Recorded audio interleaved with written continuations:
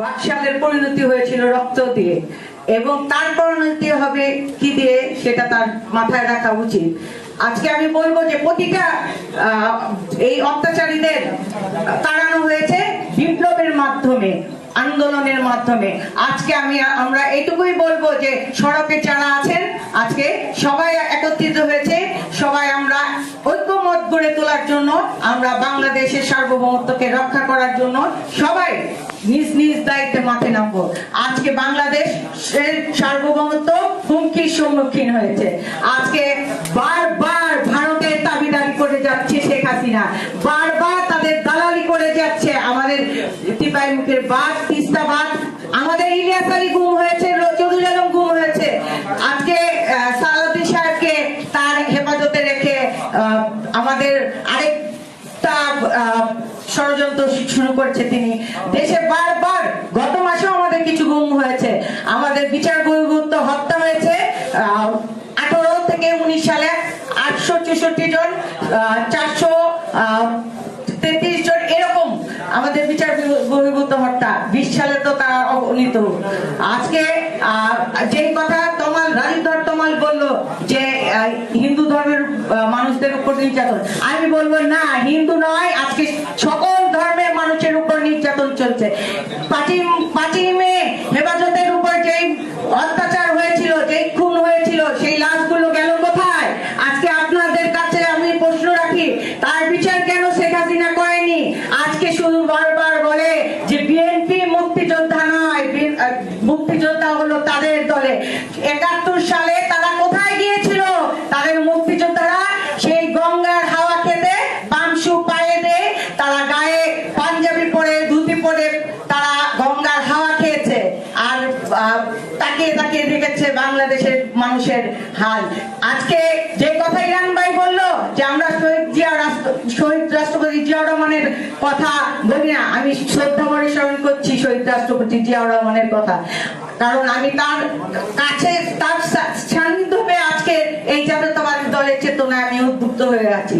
আজকে আমি আমার দেশ মাতা, গণতন্ত্রের মা, যে নাকি 3 বার জনগণের ভোটের দ্বারা নির্বাচিত, সেই মাকে আজকে তারা মিথ্যা মামলা দিয়ে আজকে বন্দী করে রেখেছে, আজকে গণতন্ত্রকে বন্দী করেছে।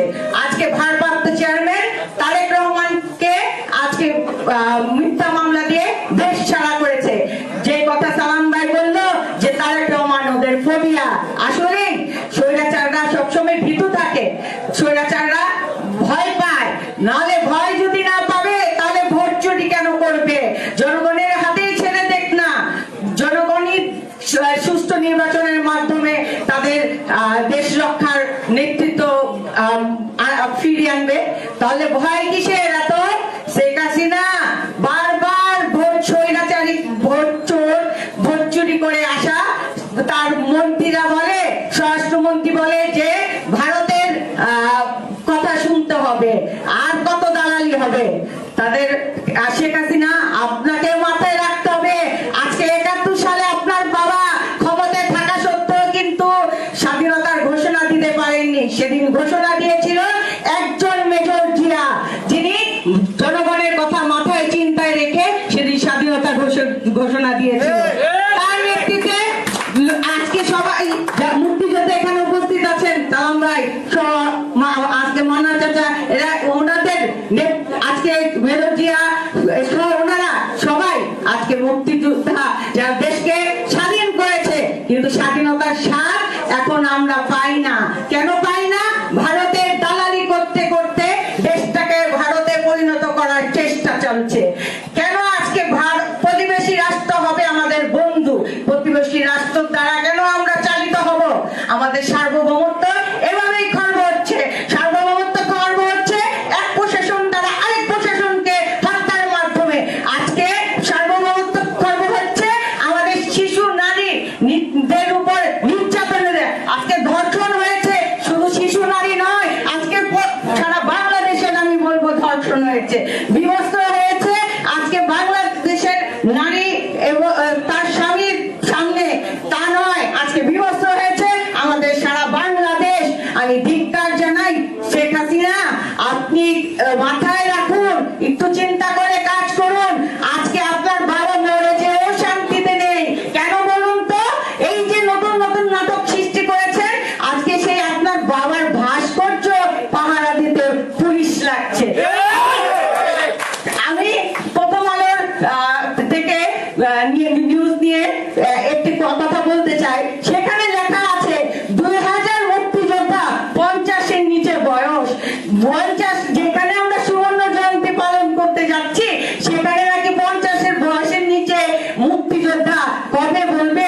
আপনার ছেলে জয় ও মুক্তিযোদ্ধা।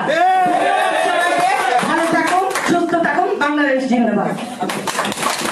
ধন্যবাদ।